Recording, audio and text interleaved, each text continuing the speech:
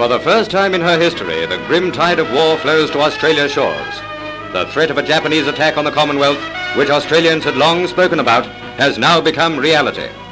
For the first time in 150 years, the great island continent is under direct threat of invasion. In the event of sea attack, her coastal guns would be among the first in action. Australia has an enormous defensive problem to cope with. 7,000 miles of coastline, far too long to defend at every point.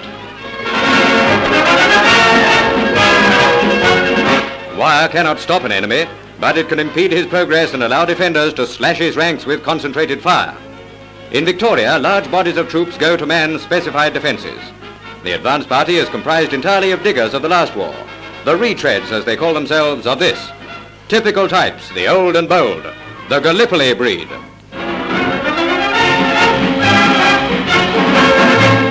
The sweethearts who saw them off long ago do it again as wives and the mothers of their children. The new army, militiamen, embark with those who helped to give the Australian fighters a name. When Japanese bombs first fell at Darwin, tens of thousands of Aussies were far away fighting on distant fields. Conscription was immediately imposed, and the Commonwealth set about the task of defending her cities from air attack. In Melbourne, the stately spires of St. Paul's look down on airy trenches dug in the lovely gardens bordering the river. Closer to immediate danger, Brisbane builds surface shelters in her main thoroughfares. Famous Sydney buildings wear a new battle dress, a familiar sight in a new setting. A vital new organisation now assumes new importance. The Volunteer Defence Corps, Australia's home guard, has come into its own. Every man in the Commonwealth must be prepared to bear arms for the defence of his country. Parade ground routine has been largely discarded in order to give the men practical training.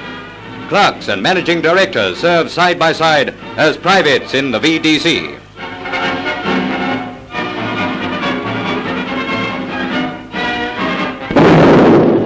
At any time, Australians may have to come to grips with the Japanese on their own soil. The question of defending their own homes now stands starkly before them.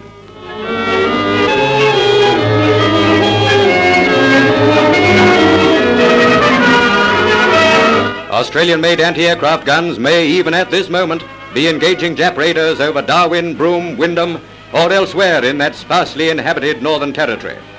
Men born to the bush, sons of a great pioneering race, and possessing a tradition of courage and endurance.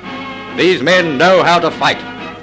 This nation of little over 7 million people is standing to its guns, and they are not alone. Her sister nations and America are with her all the way.